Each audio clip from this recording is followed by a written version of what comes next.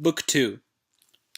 Sweet it is, when the wind whips the water on the great sea, to gaze from the land upon the great struggles of another, not because it is a delightful pleasure for anyone to be distressed, but because it is sweet to observe those evils which you lack yourself. Sweet, too, to gaze upon the great contests of war staged on the plains when you are free from all danger.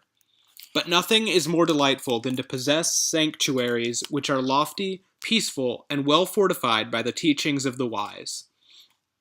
From there you can look down upon others and see them lose their way here and there, and wander, seeking a road through life, struggling with their wits, striving with their high birth, exerting themselves night and day with outstanding effort to rise to the level of the greatest wealth and to have mastery over things.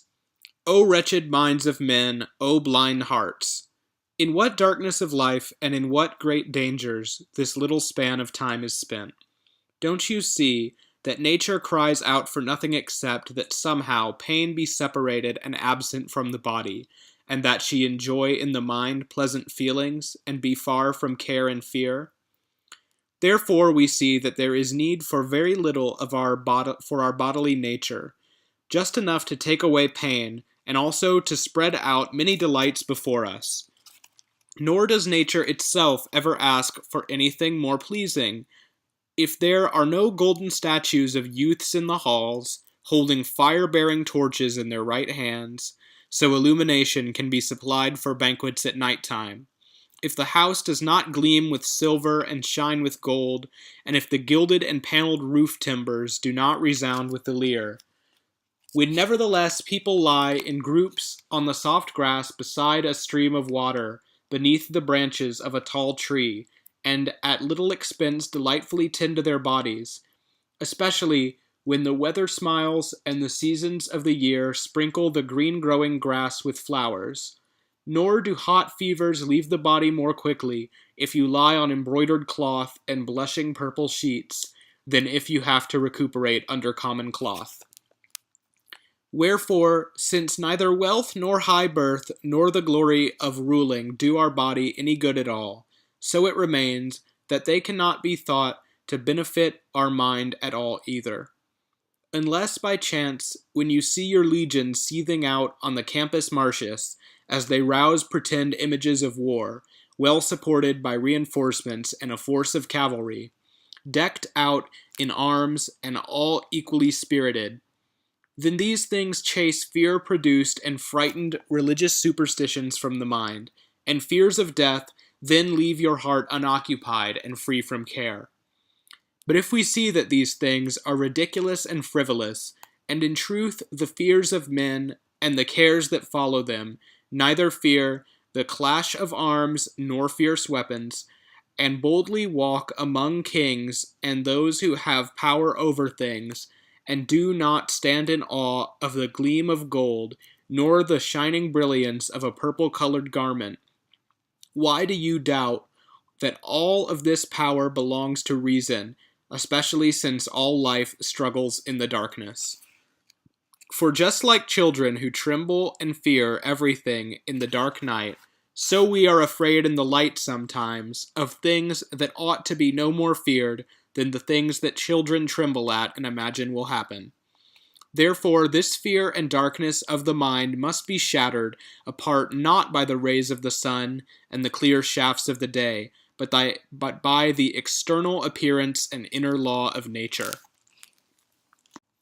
Now come, I will explain with what motion the generating bodies of matter generate different things, and destroy what has been generated, and by what force they are compelled to do this, and what velocity of voyaging through the vast void has been assigned to them. You remember to give yourself over to my words, for certainly matter does not cohere to itself close-packed, since we see each thing decrease and observe all things flowing away, so to speak, with the length of time, and old age taking them away from our sight.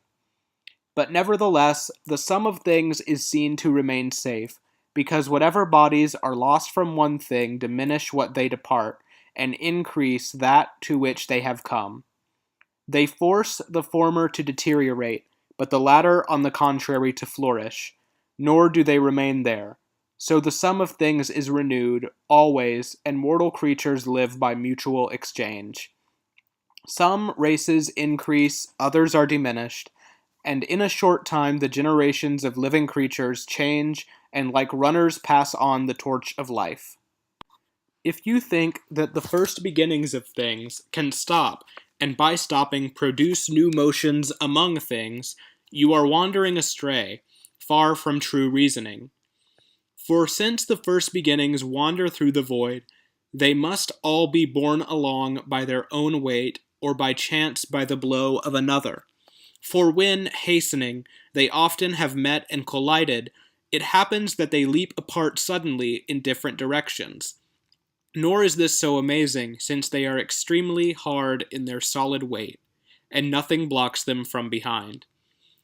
And so that you may perceive all the more that all the bodies of matter are tossed around, remember that there is no bottom at all in the sum of the whole, nor do the first bodies have a place to sit and rest, since space is without limit and bounds. And I have shown with many words that it is immense and lies open everywhere in all directions, and have proved it by sure reasoning. Since this is the case, doubtless no rest has been granted to the first bodies throughout the deep void. Rather, driven on in continuous and varied motion, some are pressed together and then leap apart at great intervals, others move violently at small distances after the blow. And whichever ones, in their more tightly condensed union, meet and leap back at tiny intervals, and are themselves tangled together in their intricate shapes, these make up the strong roots of rock and the brute bodies of iron, and others of this type. Of the others which wander farther through the great void, a few leap far apart and rebound from afar at great distances. These supply us with thin air and the brilliant light of the sun. And many, moreover, wander through the great void, which have been cast back from the unions which make things, nor could they ever be incorporated and unite their motions too. Of this process, as I recall, a model and image always exists and is present before our eyes.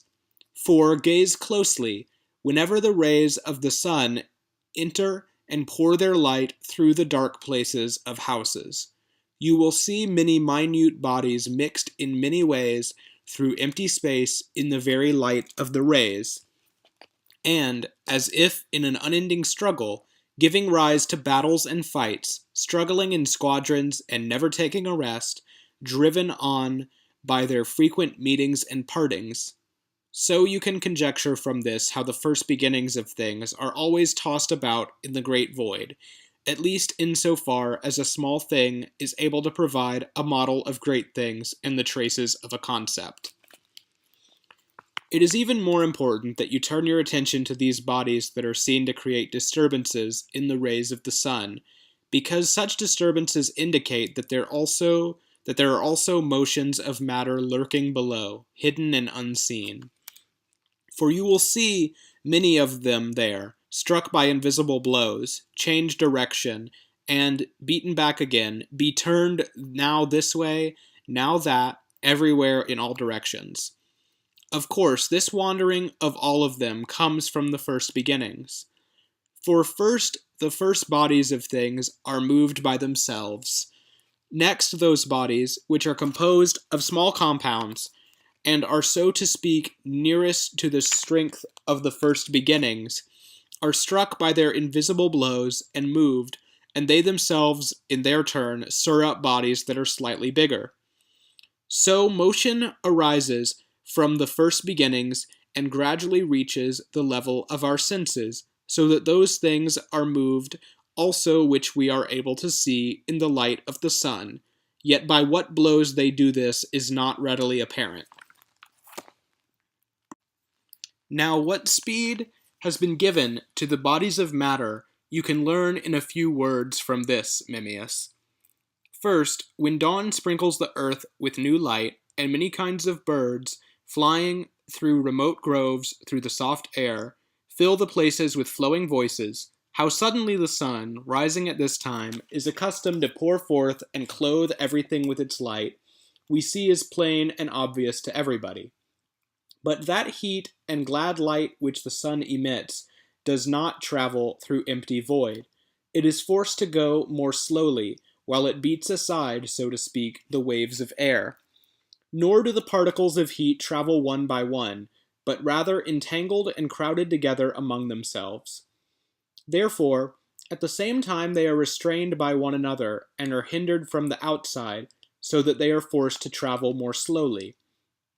But the primary bodies, which exist in their solid singleness when they travel through the empty void, and nothing delays them from without, and they, themselves forming a unity from their own parts, are carried along in haste in the one direction in which they began to move, ought of course to surpass in speed, and be carried along much more quickly than the light of the sun, and cover many times the extent of space in the same time in which the flashing light of the sun spreads across the sky. Lacuna.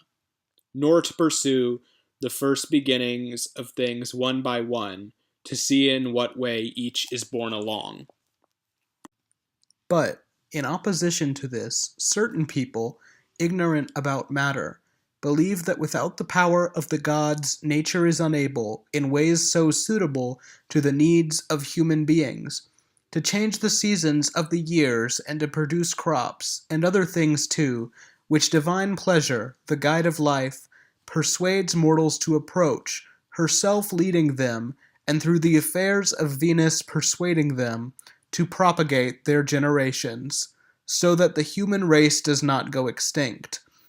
When they imagine that the gods have arranged everything for the sake of human beings, in every respect they are seen to have fallen far from true reasoning. For even though I were ignorant about what first bodies of things are, this nevertheless I would dare to prove from the very ways of the sky, and establish from many other things, that the nature of the world has in no way been created for us by the gods, so great are the faults with which it stands endowed. These I will make clear to you later, Mimmius. Now I will explain that which remains concerning motion. Now is the place, I think, in these matters to prove to you this too, that nothing corporeal is able by its own force to be borne upwards and move upwards.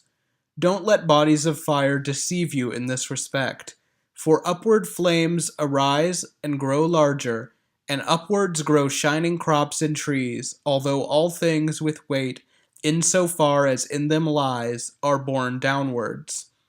Nor, when fires leap up on the roofs of houses, and with quick flames have a taste of beams and rafters, should we think that they act on their own, shot up without force. It is the same when blood, sent from our body, shoots out, leaping on high, and spatters its red drops around. And don't you also see with what great force fluid water spits out beams and rafters? For the deeper many of us have pushed them straight down, and pressed with great force and effort, all the more eagerly does it throw them up and send them back, so that they leap up and come more than halfway out. Nor yet do we doubt, I think, that all these, in so far as in them lies, are borne downward through the empty void. In the same way, therefore, flames also must be able to ascend squeezed upward through the breezes of the air, although their weights, in so far as in them lies, fight to lead them downward. Don't you see at night in the sky that shooting stars, flying on high, trail long stretches of flames in whatever direction nature provides a passage? Don't you perceive that stars and constellations fall to earth? The sun, too, from the top of the sky distributes its heat in all directions and sows the fields with light. Thus, too, is the heat of the sun turned to earth. And you perceive that bolts of lightning fly crosswise through the rain, as now here and now there fire bursts out of the clouds and speeds about. The fiery force falls commonly to earth. In this matter, there is this too that I want you to understand, that when the first bodies are moving straight downward through the void by their own weight, at times completely undetermined and in undetermined places, they swerve a little from their course, but only so much as you could call a change of motion. Because unless they were accustomed to swerving, all would fall downwards like drops of rain through the deep void, nor would a collision occur, nor would a blow be produced by the first beginnings. Thus nature would never have created anything. But if by chance anyone believes that heavier bodies, because they are carried along more quickly straight through the void, fall upon lighter ones from above, and so produce the blows which are able to supply generating motions, he goes astray, far from true reasoning. For whatever things fall through water and insubstantial air must hasten their falls in proportion to their weight, since the body of water and the thin nature of air are not at all able to delay each thing equally, but yield more quickly when they are overcome by heavier things. But on the other hand, neither on any side nor at any time can empty void hold up anything, but must, as its nature requires, hasten to give way. Therefore, all must be borne on through the peaceful void, moved at equal rates, though not of equal weights. Thus heavier bodies will never be able to fall on lighter ones from above, nor on their own to cause collisions which produce the various motions through which nature accomplishes things. Wherefore, again and again it is necessary that bodies swerve a little, but no more than a minimum, lest we seem to be inventing oblique motions, and the true facts refute it. For we see that this is clear and manifest, that weights, in so far as in them lies, cannot travel obliquely, when they fall from above, as far as you can perceive. But that it does not make itself swerve at all from the straight direction of its path, who is there who can perceive? And next, if every motion is always linked, and a new one always arises from an old one in sure succession, and if by declining the primary bodies do not make a certain beginning of motion to burst the laws of fate, so that cause does not follow cause from infinity, from where does there arise for living creatures throughout the world? From where, I say, is this free will torn from fate, by which we go wherever pleasure leads each of us, and likewise decline our motions at no fixed time or fixed region of space, but where the mind itself carries us? For doubtless one's own will provides for each a beginning of these things, and from it motions stream through the limbs. For don't you also see that while the starting gates drop in an instant, the desirous force of the horses is nevertheless not able to burst forth as suddenly as the mind itself desires? For the entire store of matter throughout the whole body has to be stimulated to motion, so that once it is stimulated and has exerted itself throughout every limb, it can follow the mind's eagerness. So you can see that a beginning of motion is created in the heart, and comes forth first from the will of the mind, then is conveyed through the whole body and limbs. Nor is it similar to when we are struck by a blow and travel forward by the great strength and great constraint of another. For then it is clear that the whole matter of our entire body moves and is seized against our will until the will reins it in throughout the limbs. Now you see, don't you, that although an external force pushes many, and often forces them to move forward and to be thrown headlong against their will, there is nevertheless something in our breast which is able to offer resistance and fight back. And at its bidding, too, the store of matter is sometimes forced to change direction through the limbs and joints, and although it is pushed forward, it is checked and again comes to rest. Wherefore it is also necessary to admit that there is likewise in the atoms another cause of motions besides collisions and weight, from which comes this innate power in us, since we see that nothing can come into being from nothing. For weight prevents everything from happening by blows as if by external force, but so that the mind itself has no internal necessity in performing all its actions, and is not forced as if conquered to bear and suffer, the tiny swerve of the atoms at no fixed region of space nor fixed time brings it about. Nor was the supply of matter ever more tightly packed, nor set apart at greater intervals either. For neither does anything add to it, nor does anything perish from it. Wherefore, with whatever motions the bodies of the first beginnings now move, they moved with the same motions in ages past, and in the future they will always be carried along in a similar way. And whatever things usually arise will arise under the same conditions, and will exist and grow and flourish in their strength, insofar as it is granted to each through the laws of nature. Nor is any force capable of changing the sum of things. For neither is there anything outside the universe to which any kind of matter can flee, nor is there a place where a new force can arise and burst into the universe and change the whole nature of things and alter its motions. In these matters, the following is not to be wondered at. Why, when all the first beginnings of things are in motion, yet the sum total seems to stand totally at rest, except if something is moved with its own body. For the whole nature of the primary bodies lies far below our senses. Therefore, since you cannot now see the primary bodies themselves, they abscond with their motions too, especially when even those things we can see often conceal their motions, if they are separated from us by a great distance.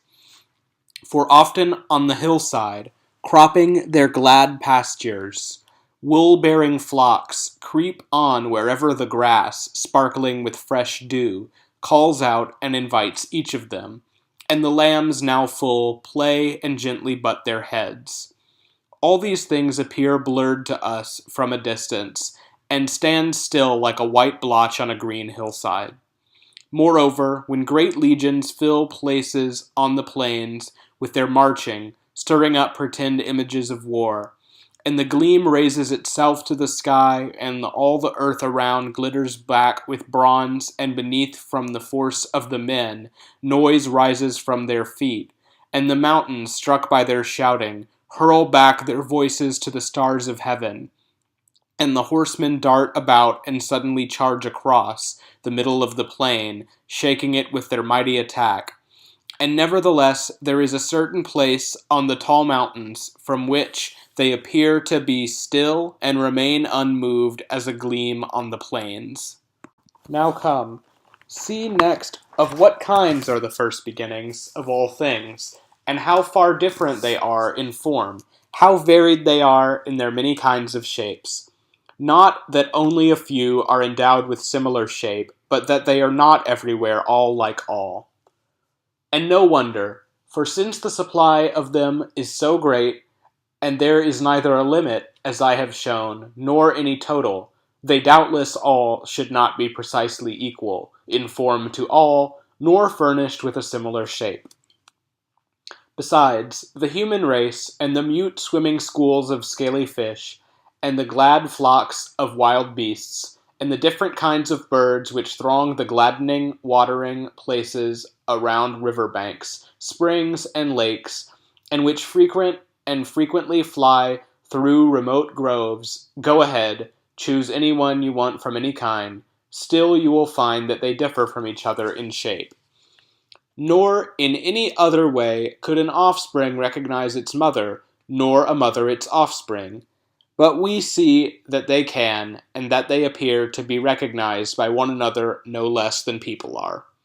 For often before the esteemed shrines of the gods a calf is sacrificed and falls beside the incense-burning altars, breathing out a hot river of blood from its breast.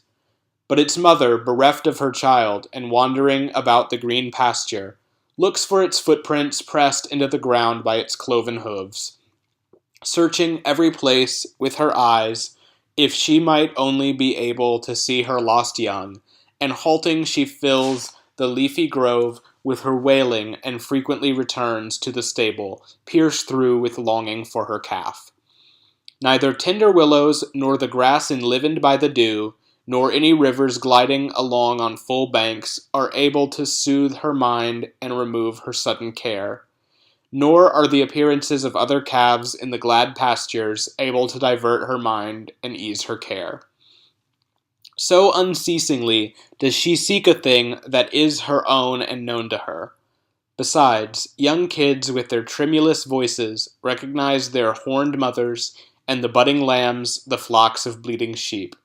So, as nature requires, they usually all run to their own udders of milk. Finally, choose any kind of grain, and you will still see that each is not identical to others in its own class, but that certain differences of form run throughout. And in the same way, we see the class of shells paint the bosom of the earth, where with soft waves the sea pounds the thirsty sand on the curving shoreline. Wherefore again and again, in the same way it is necessary, since the first beginnings of things exist by nature, and were not made by hand after the fixed form of one thing, that some of them fly around with shapes which differ from each other. It is very easy by the reasoning power of the mind for us to explain why the fire of lightning is much more penetrating than our fire that arises from terrestrial timber. For you can say that the heavenly fire of lightning is more subtle and is made up of small shapes, and so passes through openings which our fire, arising from wood and made from timber, cannot. Besides, light passes through horn, but rain is repelled. And why, unless those bodies of light were smaller than those which make up the refreshing liquid of water? And we see wine flow as quickly as you want through a colander, but in contrast slow olive oil takes its time, either because no doubt it is made up of elements which are larger, or more hooked and entangled with one another, and so it happens that the individual first beginnings cannot be so suddenly separated from each other, and ooze out through their own individual openings.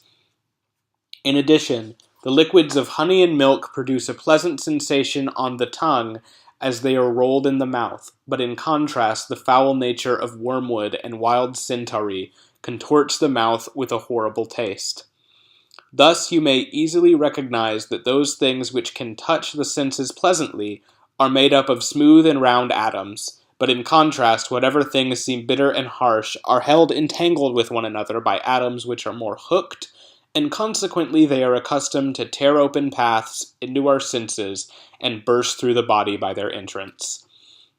Finally, all things that are good and bad for the senses to touch fight with one another, made from different shapes, lest by chance you should think the sharp shudder of a shrieking saw is made up of atoms as smooth as musical melodies which musicians awaken and shape on the strings with their agile fingers, and lest you think the first beginnings penetrate people's noses with similar shapes when they burn foul corpses, as when the stage has just been sprinkled with Cilician saffron, and the altar nearby breathes scents from Panchaia. And lest you decide that the soothing colors of things which can feed the eyes are made up of seeds like those which sting the pupil and force it to tears, or appear awful and foul with a horrible appearance.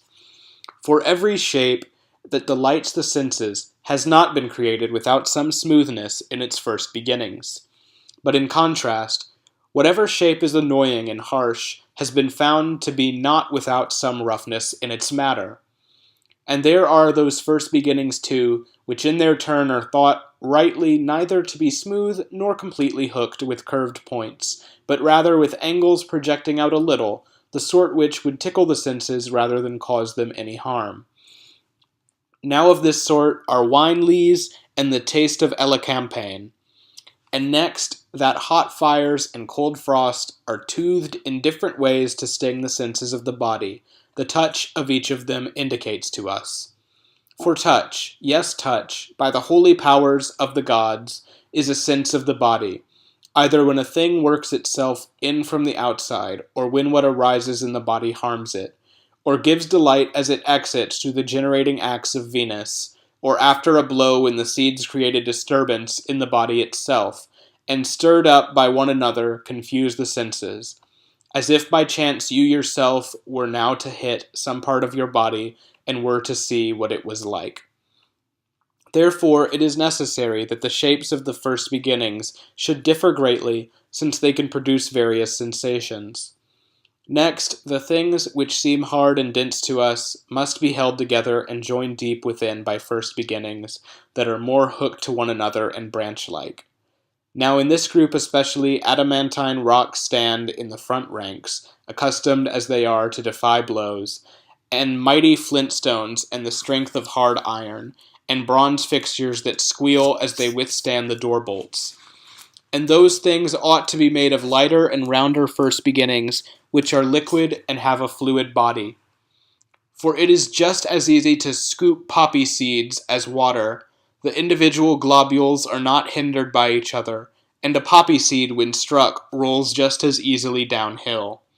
Finally, all things which you see fly apart in an instant, like smoke, clouds, and flames, even if they are not composed entirely out of smooth and round first beginnings, nevertheless must still not be hampered by entangled first beginnings, so that they are able to sting the body and penetrate rocks, and nevertheless not cling together. Thus, you may be able to recognize easily that whatever we see to be spiked to the senses are made up not of entangled, but sharp first beginnings. But that you see that the same things are fluid and bitter, like the brine of the sea, ought in no way to seem remarkable, because it is fluid. It is composed of smooth and round, for because it is fluid, it is composed of smooth and round particles, and rough bodies of pain are mixed in with them. Nor nevertheless must these bodies be held hooked together, and it is clear nevertheless that they are spherical, although they are rough, so that they can roll along and at the same time hurt the senses. And so that you think all the more that rough first beginnings are mixed with smooth and create the bitter body of Neptune, there is a means of separating them and observing how sweet water, when it is filtered through earth a number of times, flows into a pit and becomes fresh. For it leaves above the elements of foul brine, since the rough elements can get stuck more easily in the earth. Because I have shown this, I will go on to subjoin a principle which is connected to this and is therefore convincing, that the first elements of things differ in shape in a limited number of ways. For if it were not so, once again then certain seeds will have to possess bodies of unlimited size. For in the same single smallness of any body, shapes cannot vary much from one to another. For imagine that the first bodies are composed of 3 minimal parts, or make them larger by adding a few more. Certainly, when you have tried all those parts of one body, placing them at top and bottom, interchanging right and left, investigating in every way what appearance of form of its whole body each arrangement produces, beyond that, if by chance you want to vary the shapes, other minimal parts will have to be added, from which it will follow that by similar reasoning the order will require other minimal parts if by chance you want to vary the shapes again. Therefore, increase in bulk is an immediate consequence of novelty of forms. Wherefore there is no way that you are able to believe that the seeds differ infinitely in form. Otherwise, you would force some seeds to be of enormous maxitude, which I have already shown above can never win approval.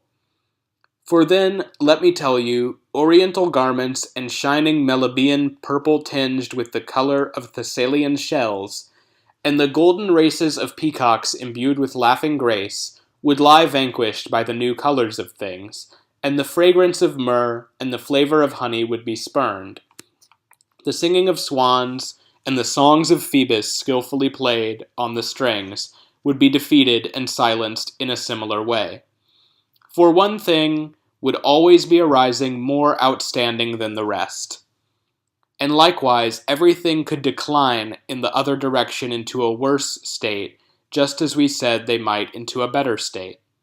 For in contrast, one thing would always be more offensive than the rest to noses, ears, eyes, and the taste of the mouth. Since this is not so, but a fixed limit has been assigned to things and controls the range at both ends, it must be admitted that matter too differs in its shapes to a limited degree. Next, from fires all the way up to the cold frosts of winter, there is a limit, and it is measured back again in the same way. For all heat and cold and levels of warmth in the middle lie between two extremes, and cover the range in succession. Therefore, created things differ in limited ways, since they are marked at both extremes by sharp points, beset on the one side by flames and on the other by stiff frosts. Because I have shown this, I will proceed to subjoin a principle, which is connected to this and is therefore convincing, that the first elements of things, which have been made with shape similar to one another, are infinite in number. For since the difference between forms is finite, it is necessary that those forms which are similar be infinite in number, or the sum total of matter will be finite, which I have proved not to be the case, showing in my verses that the tiny bodies of matter from the infinite continue to hold together the totality of things by a continual harness team of blows from all sides. For whereas you see that certain animals are rather rare, and perceive that there is in them a less fertile nature, still in another region and place and in remote lands there may be many of this kind that replenish the number. So we see this especially among four-footed beasts in the case of snake-handed elephants. India is protected by an ivory wall of many thousands of these, so that it can never be deeply penetrated by an attack, so great is the supply of those beasts of which we see so few examples. But yet, if I concede this too, let there be something as unique as you want, all alone with the body it was born with nothing in the whole wide world resembles. Still, unless there is an infinite supply of matter from which it can be conceived and brought to birth, it will not be able to be created, nor, what is more, to grow and be nourished. For indeed, if I assume this too, that the bodies which generate this one thing were finite, tossed about through the universe, whence, where, by what force, and how will they meet and congregate in such a great ocean and foreign throng of matter? They do not have, I believe, a way of uniting, but just as when many great shipwrecks have occurred, the great sea habitually scatters their transoms, ribs, sail yards, prow, masts, and oars as they bob along, so that the stern fittings, floating to all the land shores, make their appearance and issue their warning to mortals, so that they resolve to shun the traps, power, and treachery of the faithless sea, and not trust it at any time, when the deceptive allure of the serene sea smiles. So if you once decide that certain first beginnings are finite in number, currents of matter moving in different directions ought to scatter and sprinkle them through all time, so that never could they be pressed together and united in union, nor remain in union, nor be added to and grow. That both of these things happen, obvious facts make plain. That things are born and once generated are able to increase. Therefore, it is clear that the first beginnings of things of each kind are infinite, and from them all things are composed. And therefore neither can destructive motions prevail forever and eternally entomb the forces of preservation, nor further are the motions which generate and make things increase able to keep created things forever safe. Thus a war is waged with a well-balanced contest of the first beginnings, carried on throughout infinite time. Now here and now there, the vital principles of things conquer and are conquered in the same way. Funeral rites are intermingled with the cries babies raise when they gaze upon the shores of light. Nor has any night followed day or dawn followed night, which has not heard mixed with the weak wailing of babies, the lamentations which accompany death, and dark funeral rites. This point also, in these matters, it is good to keep tightly sealed, and to hold it in mind melded to memory, that there is not one thing whose nature is manifest to our sight, which is composed of only one type of first beginning, nor is there anything which is not made from well-mixed seed. And whatever possesses many more capacities and powers in itself, shows thereby that there are many, very many types and varying shapes of first beginnings in it. First, the earth has first bodies in it, from which fountains churning up frigid water continually renew the boundless sea, and has first bodies from which fires arise. For in many places the earth's topsoil has a fiery glow, while from its innermost depths Mount Etna's onslaught rages with fire.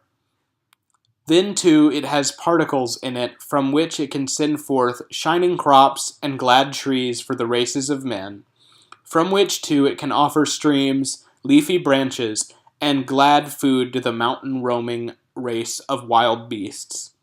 Thus the earth alone is called the great mother of the gods, the mother of wild beasts, and the generating source of our bodies. The ancient learned poets of the Greeks sang that she from her throne on a chariot drives two yoked lions, thus teaching that the great earth hangs in a stretch of air, and that earth cannot sit upon earth. They attach the wild beasts, because however wild an offspring is, it ought to be subdued and softened by the kindness of its parents. They encircled the top of her head with a crown in the shape of a wall, because she is fortified in excellent locations and upholds cities. Endowed with this emblem, the image of the Divine Mother is now carried with horrifying effect throughout the great earth. The different races, in accordance with the ancient practice of her sacred rites, call her the Idaean Mother, and give her bands of Phrygians as her attendants, because they declare that it is from these borders that crops first began to be produced for the whole world. They bestow the Galli upon her, because they wish to signify that those who do violence to the divinity of their mother and have been found to be ungrateful to their parents must be thought unworthy to bring forth living offspring into the shores of light. Taut tambourines thunder under their palms, and concave cymbals clang around her. Trumpets threaten with their hoarse-sounding song. The hollow flute excites minds with the Phrygian mode. And they brandish weapons, symbols of their violent madness, which have the power to terrify the unappreciative minds and unholy hearts of ordinary people with fear by the power of the goddess. Therefore, as soon as she is carried through great cities and silently blesses mortals with a voiceless greeting, with silver and gold they strew the entire parade route, enriching her with bountiful alms, and they snow over her with rose petals, providing shade to the mother and her band of followers. Here an armed band, whom the Greeks call by name Curites, whenever they play among the bands of Phrygians, and leap up and down in measured time, gladdened by blood, shaking their terrifying helmet crests with a nod of their heads, recall to mind the Dictaean Curites, who are said to have concealed once the famous wailing of Jupiter on Crete, when as boys around a baby boy, with agile dance, in armor, they beat bronze against bronze in measured time, so that Saturn might not get him and chew him in his jaws, and produce an everlasting wound in his mother's heart. That is why they accompany the Great Mother with their arms, or else it is because they signify that the goddess bids them to be willing to defend their fatherland with arms and courage, and to be an apparent protection and ornament for their parents. Although this is set forth and related well and excellently, nevertheless it is far removed from true reasoning. For it must be that the entire nature of the god spends everlasting time enjoying perfect peace, far removed and long separated from our concerns. For free from all anxiety, free from dangers, powerful in its own resources, having no need of us, It is not won over by good things we do, nor touched by anger. Truly, the earth lacks feeling at all times, and because it possesses the first beginnings of many things, it bears much in many ways to the light of the sun. Here, if anyone decides to call the sea Neptune and crops Ceres, and prefers to misuse the name Bacchus rather than to employ the real name of the liquid, let us allow him to declare that the earth is the mother of the gods, as long as nevertheless he himself really refrains from defiling his mind with base religious superstition. And so oftentimes, cropping grass from a single field, wool-bearing sheep and the offspring of horses, fierce in war, and the ox-horned herds, beneath the same expanse of sky, slaking their thirst from a single stream of water, live their lives with different appearances, and retain their parents' nature, and imitate their ways of acting, each after its own kind. So great is the difference of matter in whatever type of grass, so great in every stream. So too each living creature of them all is composed of bones, blood, veins, warmth, moisture, flesh, and sinews, which are also all very different, formed by different shapes of the first beginnings. Then, too, whatever things are burned by fire and combust preserve in their bodies, if nothing else, those things which enable them to burst into flames and give off light, and throw sparks and scatter embers in all directions. If you examine other things in a similar frame of mind, you will then find that they conceal seeds of many things in their body and contain many kinds of shapes. Next, you see many things on which color and taste are bestowed together with scent, like most fruits. Therefore, these ought to be composed of many kinds of shapes.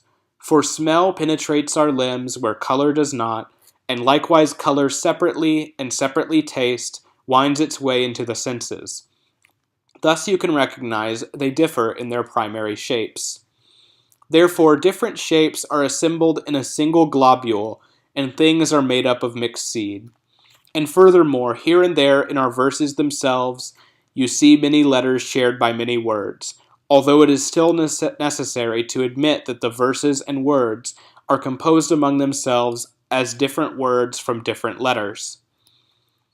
It is not that only a few letters commonly recur, nor that no two among them are made of letters all the same, but that they are not everywhere all like all. So in other things likewise, although many first beginnings are common to many things, still truly they are able to make up among themselves very different wholes. And so it said deservedly that the human race and crops and glad trees are composed of different particles.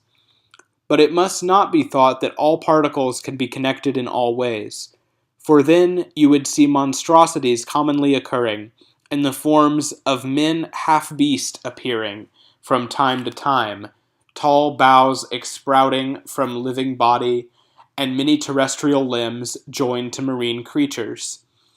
And then nature pasturing chimeras breathing fire, from their foul mouths throughout lands which produce everything. It is obvious that none of these things happens, since we can see that all things, created from fixed seeds and a fixed mother, preserve their kind as they grow. Doubtless this happens for a fixed reason, for particles appropriate to each are passed from all kinds of foods within into their limbs, and once connected produce suitable motions. But in contrast, we see that nature discards foreign matter back onto the earth, and many things which invisible bodies flee from the body after being blasted by blows. These things were neither able to be connected to any place, nor to harmonize with and imitate the life-giving motions within. But lest by chance you think that animals alone are bound by these laws, the same account puts limits on all things. For just as in their nature all things that have been created differ among themselves, so it is necessary that each be made up of differently shaped first beginnings. It is not that only a few are endowed with similar shape, but that it is uncommon that all are equal to all. Since furthermore the seeds are different, there must be differences in spacings, paths, connections, weight, blows, meetings, and motions. These things not only separate living bodies, but sunder the earth and the entire sea, and keep the whole sky away from the earth. Now come, heed words won by my sweet labor, so that you do not think that these white things which you see, or that these things which are black, arise from black seed. Nor should you believe that those things which are imbued with whatever other color have this color, because the bodies of matter are tinged with a color which matches it. For the first bodies of matter have absolutely no color at all, neither the same as visible bodies, nor dissimilar either. If by chance you think that there can be no mental focusing on bodies like these, you are wandering far from the true path. For since the blind-born, who have never gazed upon the light of the sun, nevertheless recognize bodies by touch from which day one have been associated with no color, you may also know that we are able to conceive in our minds the notion of bodies daubed with no hue. Again, we ourselves touch things in the blinding darkness, but in no way do we perceive that they are tinged with any color. Since I establish that this is the case, now I will show that the first bodies are forever deprived of all color. For every color undergoes complete change, and all things which change color change themselves. First beginnings ought never to do this in any way. For something unchangeable must remain, so that all things not be completely reduced to nothing. For whatever is changed and departs from its own limits, this is immediately the death of what it was before. Consequently, be careful not to color the seeds of things, or else you would see everything completely return to nothing. Moreover, if the quality of color is not assigned to the first beginnings, and yet they are endowed with different shapes, from which they produce and vary colors of every kind, because it makes a great difference in the case of all the seeds with what and in what position they are held, and what motions they impart and receive among themselves. Easily and immediately you would be able to render a reason why those things which a short while ago were dark-colored are able to change to a marble white sheen so suddenly as the sea, when great winds have stirred up its surface, is turned it into white waves with marble white sheen. For you could explain that what we often see to be dark-colored, when its constituent material is thoroughly mixed and the arrangement of its first beginnings is changed, and some are added and some subtracted, immediately it happens that it appears shining and white. But if the level surface of the sea were composed of dark blue-green atoms, there is no way that they would be able to turn white. For in whatever way you would stir up things which are dark blue-green, never can they change their color to marble white. But if the atoms which produce the sea's single pure gleam are tinged one with one color and another with another, just as often from other forms and differing shapes there is produced something square and of uniform shape, it would be natural, just as we see that in a square there exist different shapes, to see in the level surface of the sea, or in any other single pure gleam, colors varied and far different from one another. Moreover, not at all do the different shapes hurt and hinder the whole from being square on the outside, but the different colors of things impede and prohibit the whole thing from being able to be one gleaming color. Then further, the reasoning which leads and misleads us to attribute at times colors to the first beginnings of things collapses, since white things are not created from white, nor things recognized as black from black, but from different colors. For indeed, much more easily will white things arise and originate from no color rather than from black color, or from any other color, which would fight back and resist. Moreover, since colors cannot exist without light, and the first beginnings of things do not emerge into the light, one can know that they are not covered with any color. For what sort of color will there be in the blinding darkness? Nay, even by light itself, color is changed in so far as it is struck by direct or oblique light and reflects it back, in the way the plumage of pigeons appears in the sun, the plumage which is located around the nape and encircles the neck. For at one time it happens that it is red with bright garnet, Sometimes, from a certain angle, it happens to appear to mix lapis lazuli among green emeralds. And the peacock's tail, when it is filled with great light, changes colors in the same way as it turns around. Since colors are created by a certain blow of light, one can realize that colors must not be thought to be made without it.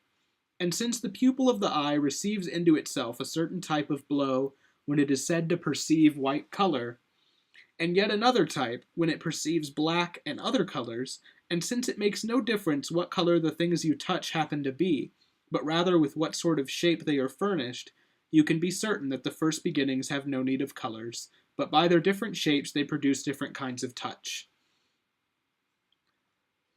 Moreover, since the nature of color is not fixed, with fixed shapes, and all formations of first beginnings are able to be any color you want, why are those things which are made up of them not equally drenched with colors of every type in every type?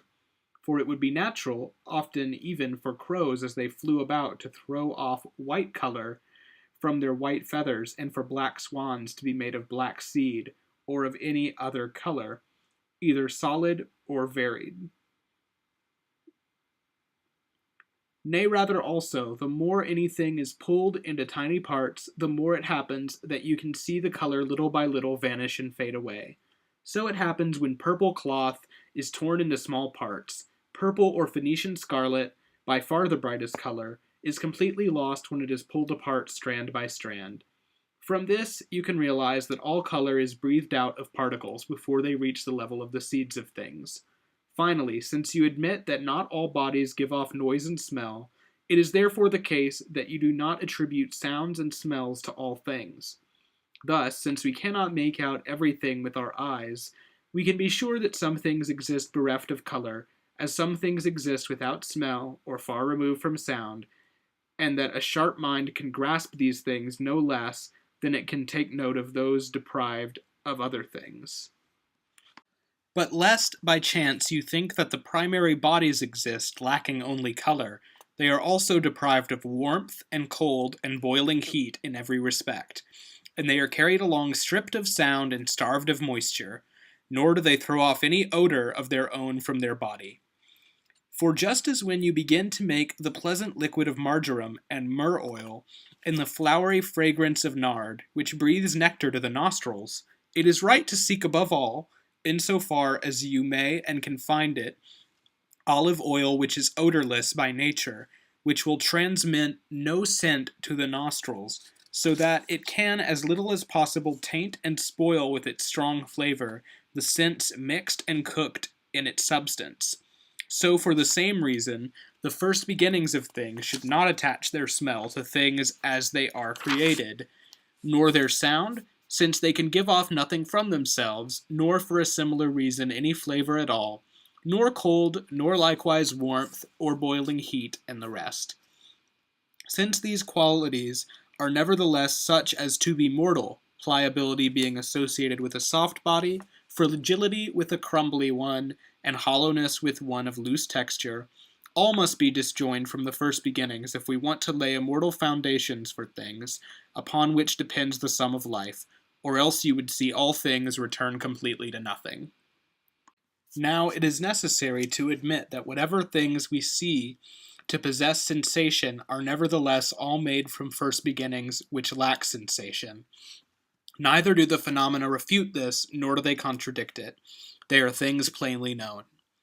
Rather, they lead us by the hand and compel us to believe that living creatures arise, as I say, from things that lack sensation. Indeed, you can watch worms emerge alive from stinking dung, when the earth, damp from unseasonably heavy rains, turns rotten, and you can, besides, see all things change themselves in the same way. Brooks, branches, and glad pastures turn themselves into cattle, and cattle change their nature into our bodies, and from our body often the living force of wild animals and the bodies of the powerful of wing increase. So nature turns all foods into living bodies, and from this source provides all the sensations of animals, not much differently at all than she unravels dry wood into flames and turns them all into fires. Don't you therefore see that it makes a great difference in what order all of the first beginnings of things are arranged, and with which they are mixed together and when they give and receive motions?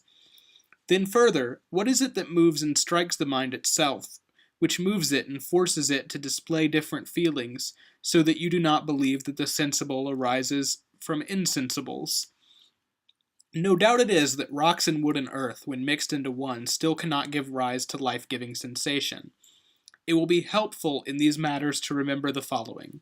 I am not saying that sensations arise immediately from absolutely all things which produce sensible things, but rather that it makes a great difference, first, how small the bodies are that produce a sensible thing, and with what shape they are endowed, and secondly, what motions, arrangements, and positions they have.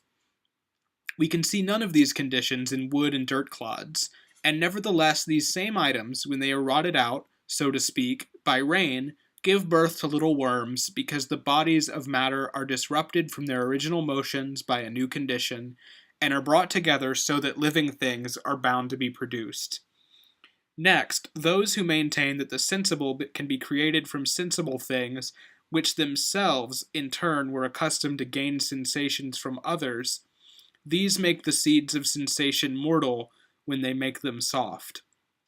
For every sensation is linked to internal organs, sinews, and veins, all of which, we see, are soft and created from perishable body. But nevertheless, let it be granted that these things can exist forever. Yet surely they ought to have the sensation of a part, or be thought to be like whole living creatures. But it is impossible that parts are able to have sensation by themselves, for every sensation of the parts looks to something else, and neither can the hand nor any other part of the body, when separated from us, maintain any hold on sensation by itself. The other option remains, that they are like whole animals. Thus, likewise, it is necessary that they feel what we feel, so that they can feel along with us the life-giving feelings all over.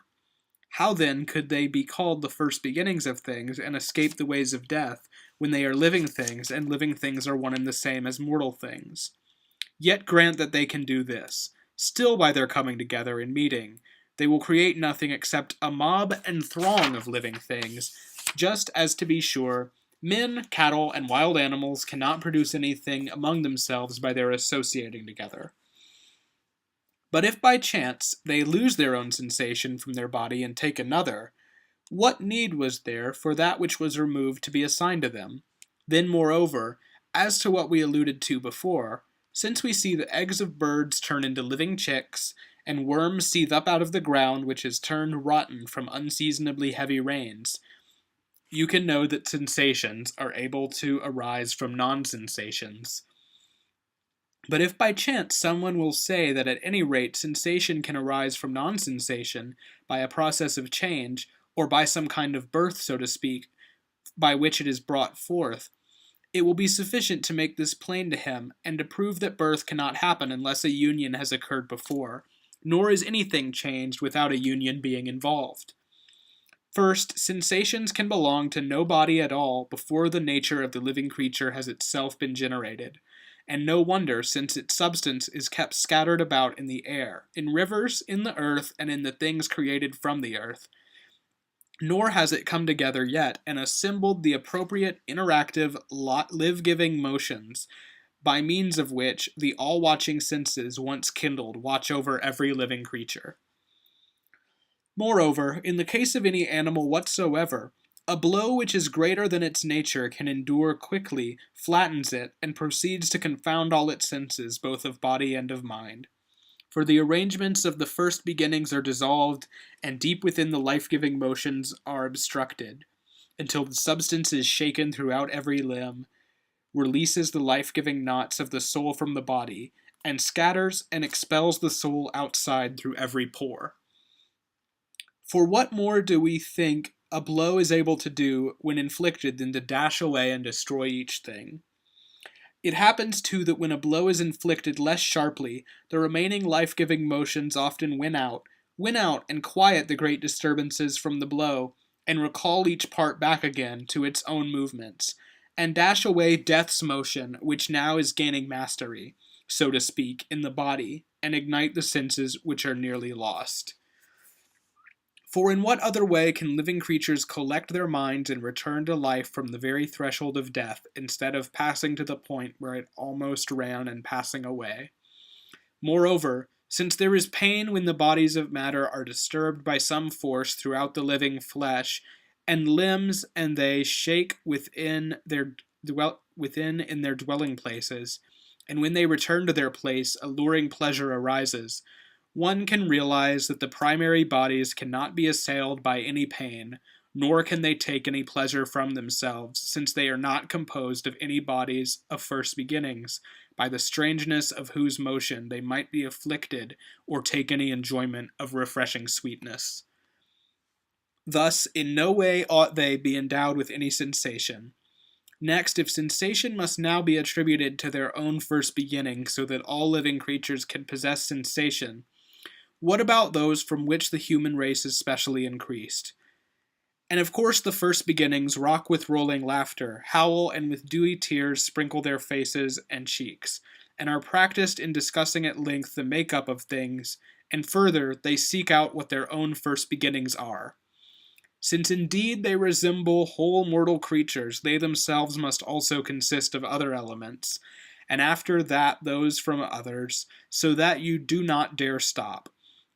And I will proceed. Whatever you will say speaks and laughs and thinks must be composed of other things which can do the same. But if we see that this whole idea is stark raving mad, and it is possible to laugh without being made out of laughing bodies, and to think and engage in argument using learned language without being made out of seeds that think and are fluent, why are those things which we see have sensation any less able to be blended from seeds that completely lack sensation? Next, we have all sprung from the sky's seed. This same one is the father of all. When bountiful Mother Earth receives from him the wet drops of moisture, she conceives and gives birth to shining crops and glad trees and the human race. She gives birth to all the races of wild beasts when she furnishes them food, on which all creatures maintain their bodies, lead a sweet life, and propagate progeny. For this reason she has deservedly received the name of Mother. Likewise, what was from the earth before falls back again into the earth, and what was sent from the shores of heaven, the regions of the sky, take back again when it is given back. Nor does death destroy things so much that it does away with the bodies of matter, but it disperses their union. Then it joins one thing to others and brings it about that all things transpose shapes and change colors and experience sensations and lose them in an instant of time.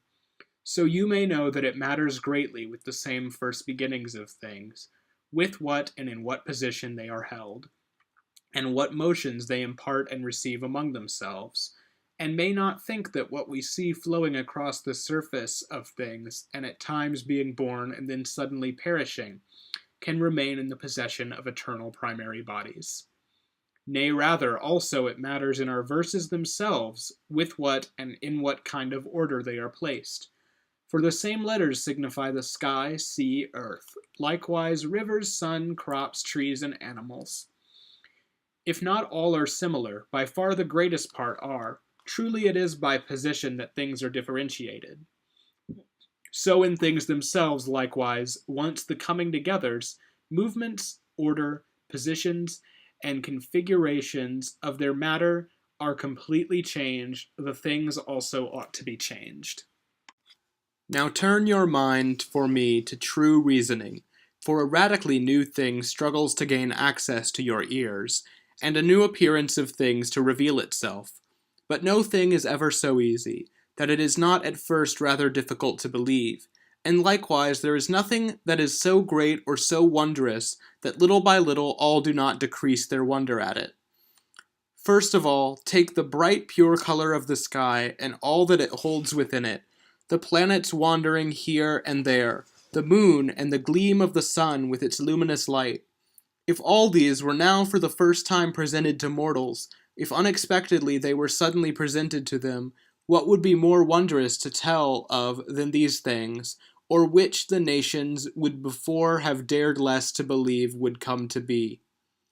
Nothing, I suppose, so wondrous would this sight have been. Yet consider how nobody now, jaded by seeing it so much, thinks it worth gazing up into the brilliant regions of the sky. Therefore stop being scared off by newness alone. Don't spit reason from your mind, but rather with sharp judgment weigh things carefully, and if they seem true to you, put up your hands. If it is false, take up arms against it. For the mind, since the totality of space is infinite outside beyond these walls of the world, seeks an explanation about what lies beyond there, out where the mind desires to see, and where the projection of the mind flies alone and free. First, in every direction around us, on either side, above and below throughout the universe, there is no limit. So I have demonstrated. The very facts speak for themselves, and the nature of the heavenly depths is apparent. Now in no way must it be thought to be like the truth, since everywhere infinite space lies empty, and seeds numberless in their number in the totality of the heavenly depths fly around in many ways driven on by eternal motion, that this was the only world and heavens created, and that beyond it those many bodies of matter do nothing at all, especially because this world was made by nature, and the seeds of things, colliding on their own, automatically, by chance, were driven together in many ways, senselessly, purposelessly, vainly. But at last those seeds coalesced, which, suddenly grown together, might on each occasion become the beginnings of great things, of the world, sea, sky, and the race of living creatures. Wherefore again and again it is necessary to admit that there are other groupings of matter in other locations like the one here which the ether holds in its greedy embrace. Moreover, when much matter is on hand, and when space is present, and neither substance nor any cause is a hindrance, things ought, of course, to be carried out and created. And now, if there is such a great supply of seeds that an entire age of living creatures is unable to count them, and if the same force and nature continues on which has the power to throw together the seeds of things, each into its place, in the same way as they have been thrown together in this world, it must be admitted that there are other worlds and other regions, as well as different races of men and breeds of wild beasts. In addition, in the sum total of things, there is nothing singular, which is born unique and grows unique and alone. It instead belongs to some class, and there are very many of the same kind. In the first place, turn your mind to animals. You will find that the mountain-roaming family of wild beasts are thus the twin offspring of humans, thus too the silent herds of scaly fish, and all bodies of flying creatures. Wherefore, by similar reasoning, it must be admitted that both the earth and sun, the moon, the sea, and others that exist are not unique, but rather innumerable in number, since indeed the deeply driven boundary stone of life equally waits for them, and they are equally endowed with a natural body, as every class which abounds after its own kind here on earth. If you learn these things well, and hold on to them, nature appears, liberated at once and freed from haughty masters, to do everything herself, by herself, on her own without the gods. For by the gods' sacred hearts, who in tranquil peace pass their placid age and serene life, who is powerful enough to rule the totality of the boundless universe? Who to hold fast in hand the powerful reins of the deep? Who to rotate all the heavens at once, and to warm all the fertile worlds with ethereal fires, or to be present in all places at all times, so as to create darkness with clouds, and shake the clear expanses of the sky with thunder, and then hurl lightning, and often demolish his own temples, and as he retires to desolate places, vent his rage by practicing with his weapon, which often passes by the guilty and deprives the innocent and undeserving of life. And since the time of the earth's generation and the first birthday of the sea and earth and the original rising of the sun, Many bodies have been added from without, many seeds have been added around, which the great universe has tossed and brought together. From these the sea and lands might increase, and from these the sky's home might acquire space and lift its lofty ceiling far from the lands, and the air might rise up. For all bodies from all places are apportioned off by blows, each to its own, and draw back into their own classes. Moisture goes to moisture, from earthy body earth grows, and fires forge fire, and ether ether, until nature, the perfecting and creative mother of things, has led all to the final limit of growth. Thus it happens when nothing more is put into the life-giving veins than what flows out and draws back. Here development ought to stop for all things. Here nature forcefully reins in growth. For whatever you see growing bigger with giddy increase and gradually ascending the steps of adulthood, take in many more bodies for themselves than they admit from themselves, as long as food flows easily into all its veins, and as long as things are not so widely spread out that they release a lot and spend more than their life makes use of. For surely you must put up your hands and admit that many bodies flow out and draw back from things, but more ought to be added on until they reach the highest pinnacle of growth. Then age slowly breaks down vigor and adult strength, and life melts away into its worst stage. Indeed, the bigger a thing is, once it stops growing, and the wider it is, the more bodies it scatters everywhere, in all directions, and sends out from itself. Neither is food easily distributed to all its veins, nor is there enough, considering what great surges it surges out, from which a sufficient amount can arise and be at hand. Justly then do things perish, when they have let things flow away and have become rarefied, and when they all succumb to external blows.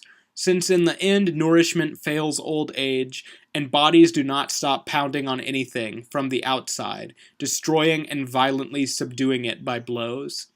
So too, therefore, will the walls of the wide world be assailed on all sides and sink into crumbling ruins. For it is nourishment which must renew and make everything whole, nourishment which must prop up, nourishment which must support all things. But in vain, since neither do the veins allow in what is sufficient, nor does nature provide what is needed. Why even now its life is shattered, and the exhausted earth scarcely can produce little animals, although it once produced all breeds and gave birth to the enormous bodies of wild beasts. For it was no golden rope, I think, that lowered from heaven above the races of mortal creatures onto the fields below. Neither was it the sea nor the waves splashing on the rocks that created them, but the same earth generated them that now nourishes them from herself. Moreover, in the beginning, she herself on her own produced shining crops and glad vineyards for mortal creatures. She herself provided sweet fruit and glad pastures, which now, even with all our hard work, scarcely grow at all. And we grind down oxen and the energy of farmers. We wear out iron plows and scarcely get enough from the fields. So miserly are they with fruit and so demanding of our effort.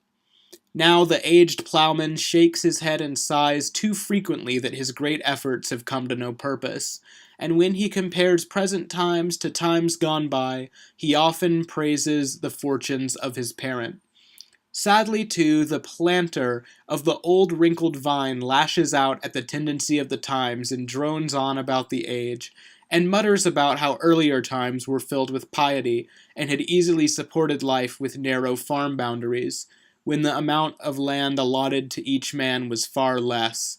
He does not grasp that all things gradually waste away and go to the grave, exhausted by the long space of time.